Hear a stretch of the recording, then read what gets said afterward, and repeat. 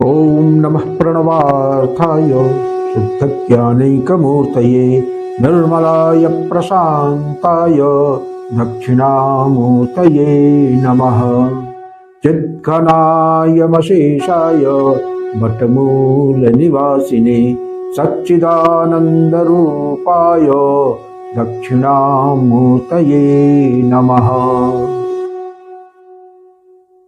ईश्वरो गुरुरात्मेति मूर्तिभेदविभागिने व्योमवद्व्याप्तदेहाय दक्षिणामूर्तये नमः।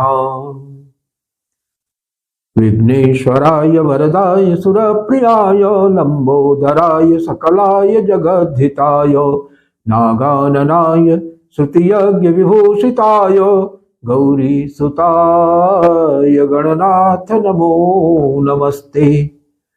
विघ्नार्तिनाशनपराय गणेश्वराय सर्वेश्वराय सुखदाय सुरप्रियाय विद्याददाय विकटाय च वामनाय भक्तप्रसन्नवरदाय नमो नमस्ते। ओम नमः श्री गुरुवे शिवाय। ओम नमः श्री परदेवताय। So friends, Vande Mataram. पिछले एपिसोड में हम लोगों ने गुरुमंडल के बारे में और अधिकारी विचार पर कुछ चर्चा किया था। और जब हम लोगों ने गुरुमंडल और अधिकारी विचार पे चर्चा कर लिया तो इस क्रम में एक छोटी सी बात और आती है। दीक्षा के बारे में यद्यपि वीडियो दिया जा चुका है, लेकिन दीक्षा के प्रकार के बारे में भी थोड़ा सा चर्चा कर लेना उचित होगा। तो दीक्षा मुख्यतया जो है वो 5 प्रकार से दी जाती है। इस पर चर्चा पहले भी हो चुकी है। उसमें क्या है, वाक दीक्षा माध्यम वाणी बनती है, वाणी के माध्यम से ये दीक्षा होती है, इसलिए इसको वाक दीक्षा कहते हैं।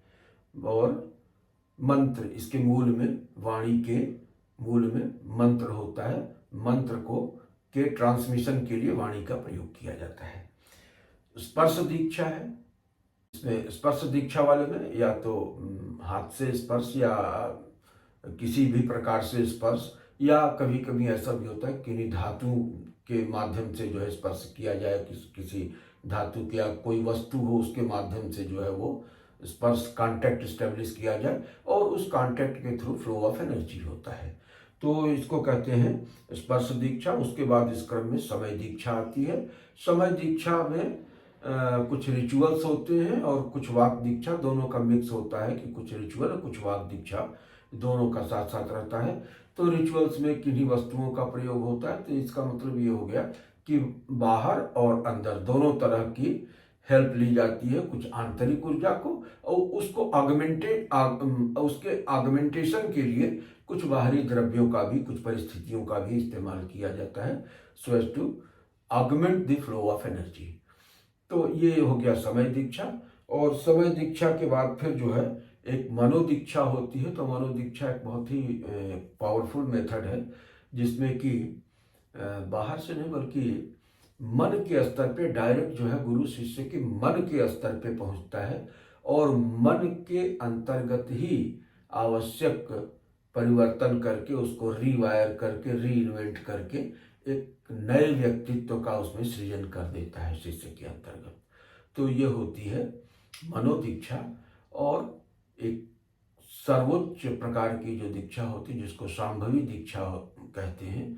तो शांभवी दीक्षा या शक्तिपात दीक्षा जिसको कहते हैं, तो वो शक्ति सीधे गुरु की जो आत्मशक्ति होती है, वो गुरु अपनी आत्मशक्ति को ही आपके अंदर प्रविष्ट करा के और वहाँ पे स्थिर कर देता है। फिर उसमें साधक के स्तर पे, शिष्य के स्तर पे किसी बहुत विशेष प्रयत्न की आवश्यकता नहीं होती है।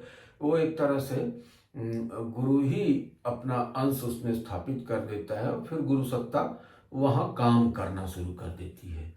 तो एक तरह से ये टोटल ट्रांसफॉर्मेशन इमीडिएट हो जाता है। ये बहुत ही पावरफुल दीक्षा है, लेकिन ये सबके बस की बात नहीं। बहुत उच्च कोटि के योगी ही इसको दे सकते हैं, अन्यथा तो बाकी लोग सामूहिक दीक्षा के नाम पे जो करते हैं, सामूहिक दीक्षा नहीं है और कुछ भी हो, सामूहिक दीक्षा ऐसे नहीं होती है।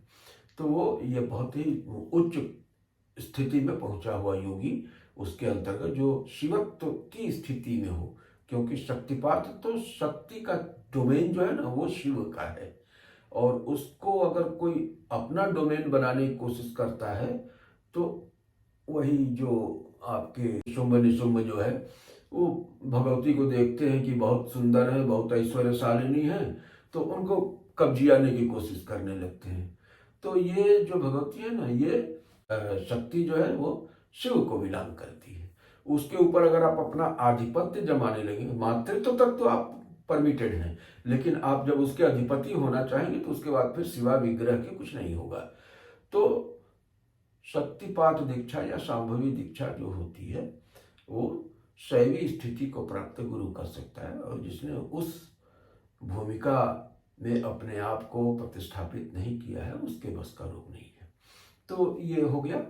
और इसमें एक स्वप्न दीक्षा की भी कहीं कहीं बात आती है, और स्वप्न दीक्षा भी जो है इस पे हम लोग बहुत बल इसलिए नहीं देते हैं कि कभी कभी ये होता है कि बहुत तरह के स्वप्न आते हैं, और कोई ज़रूरी नहीं कि स्वप्न की जो मनोदशा है उस समय की व्यक्ति की वो इस तरह की है कि वो दीक्षा ग्रहण करने की हो, और वो इल्यूजन डिल्यूजन हेलिसिनेशन न हो। तो इसलिए जो है उसको नहीं, लेकिन वो एक स्थिति होती है जब साधक परिपक्व होता है और व्यग्रता के साथ गुरु की तलाश कर रहा होता है।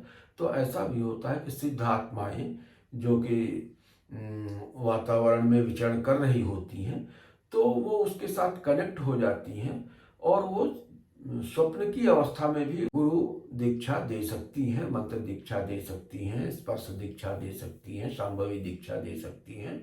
तो लेकिन इसका कुछ अलग क्राइटेरिया होता है, ये प्रायः रिपीट होता है, और उस समय वो व्यक्ति अपने आप को पूर्ण जागृत सा महसूस करता है, पूर्ण चैतन्य महसूस करता है, और उस दीक्षा का पूरा प्रभाव उसके शरीर में घटित होता है। अन्यथा स्थिति में इसे स्वप्न दीक्षा नहीं माना जाएगा।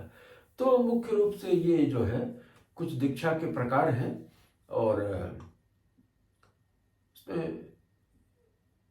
बहुत विशेष चीज जानने का कोई बहुत औचित्य नहीं है, क्योंकि आजकल आम तौर पे जो होता है वो हम लोग मंत्र दीक्षा, जिसको वाक दीक्षा कहते हैं, और समय दीक्षा, कुछ इसी का एक कॉम्बिनेशन रहता है कि एक वातावरण भी सृजित करने का प्रयास किया जाता है जिससे कि ऑगमेंट हो जाए एनर्जी, और फिर उसके बाद फिर गुरु परंपरा से जो ऊर्जा मिली हुई है जिसको साधक अपने स्तर पे और साधना के बल से और उसको विकसित कर लिया होता है, तो उसको एक अच्छे वातावरण की सहायता से, कंड्यूसिव एटमॉस्फेयर की सहायता से, कुछ जैसे हवन हो गया, द्रव्य हो गया, अर्चन हो गया है, इन सारी चीज़ों से वातावरण को थोड़ा सा इतना एम्प्लीफाई कर देता है, और उसी वातावरण में वाक दीक्षा जो है वो मंत्र दीक्षा होती है। ये ज़्यादा प्रचलन में है, और अपेक्षाकृत जो है निरुपद्रव है, और आडंबर रहित है। तो मैं समझता हूँ कि दीक्षा के प्रकार पर इससे अधिक कुछ विशेष जानने की आवश्यकता नहीं है। और ये इतने प्रकार की दीक्षा क्यों होती है, तो उसमें एक बहुत सामान्य सी बात है कि गुरुओं में भी अलग अलग तबीयत के गुरु होते हैं। ये तो फकीरी का आलम है ना, तो यहाँ पे वो गुरु लोग बादशाह होते हैं, कौन किस तबीयत का है तो उस तबीयत का है। शिष्य में भी इसी तरह से कैटेगराइजेशन होता है। तो जो शिष्य का जो कैटेगराइजेशन करने के बाद जो निकलता है, गुरु का जो चॉइस है, तो उन दोनों को मैच करा के उस तरह से, ताकि ये रहे कि हर तरह की तबीयत के गुरु के लिए, हर तबीयत के शिष्य के लिए जो है एक विधा वहाँ पे उपलब्ध है। और ऐसा नहीं है कि वाक दीक्षा नहीं हो सकती तो स्पर्श दीक्षा नहीं हो सकती, तो समय दीक्षा नहीं हो सकती, तो मनोदीक्षा नहीं हो सकती, शांभवी दीक्षा नहीं हो सकती, या स्वप्न दीक्षा नहीं हो सकती। माने जिसको जिस तरह का सूट करता है, ये सूटेबिलिटी की बात है, उसके हिसाब से करते हैं। तो यहाँ पे जो है कोई चीज़ का एक फिक्स पैटर्न न रखते हुए ओपन एंडेड उसको रखा गया है। और यही हमारे सनातन धर्म की विशेषता है कि यहाँ पे हर समय और हर परिस्थिति में काम करने के लिए एक सर्टेन अमाउंट ऑफ लिबर्टी आपको अवेलेबल है, और साथ में पूर्व से जो भी निर्धारित प्रक्रिया है उसमें अमेंडेबिलिटी भी है कि एक लिमिट तक उसमें अमेंडमेंट भी हो सकता है, न्यू इंक्लूजन्स भी हो सकते हैं। तो ये सनातन की ब्यूटी है। और इसमें आप लोगों को याद होगा एक जो है एक श्लोक आता है, बहुत सुंदर आता है, पुष्पदंत विरचित शिव माहिम्न स्तोत्र है। तो उसमें आता है ना कि त्रयीशांख्यम योग पशुपतिमत वैष्णवमिति प्रभिन्ने प्रस्थाने परमिदमदः पथ्यमिति च रुचीनाम वैचित्र्यात्। रुचि वैचित्र के आधार से तमाम तरह के पंथ बने हैं, तमाम तरह की कैटेगरीज बनी हुई हैं, और उसके हिसाब से ताकि सबको अपनी रुचि के अनुरूप कोई न कोई मार्ग उपलब्ध हो जाए। रुचीनाम वैचित्र्यात् ऋजुकुटिल नाना पथजुषाम नृणामेको गम्य त्वमसि पयसा मरणवैव। तो जैसे सारी नदियों का गंतव्य एकमात्र सागर होता है, तो उसी तरह से ये जितने भी इंडिविजुअल्स हैं, इंडिविजुअलिटी अंततो गत्वा कल्मिनेट होगी यूनिवर्सैलिटी में भी, और वो यूनिवर्सैलिटी भगवान शिव के अतिरिक्त और कोई नहीं है। तो सबका अंतिम गंतव्य जो है वो भगवान शिव ही है, वो परम सत्ता ही है, सुप्रीम रियलिटी ही है। यथा नदीनां बहवो वेगा समुद्र मेवा प्रविशन्ति वेगा तथा तवामी नर।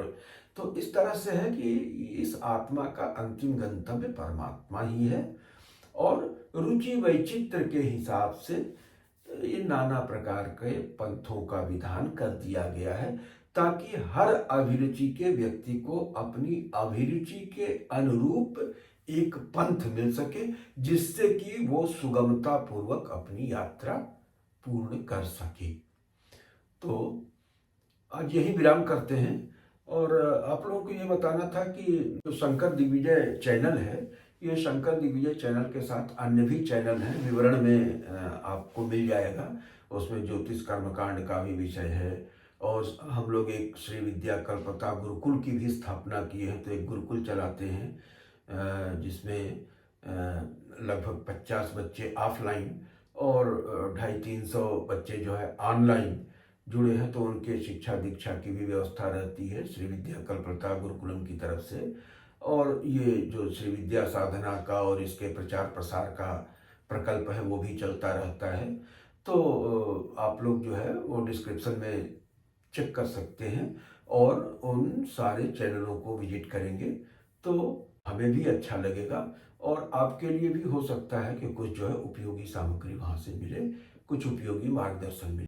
इन्हीं शब्दों के साथ ओम पूर्णमदः पूर्णमिदं पूर्णात् पूर्णमुदच्यते पूर्णस्य पूर्णमादाय पूर्णमेवावशिष्यते। ओम शांति शांति शांति।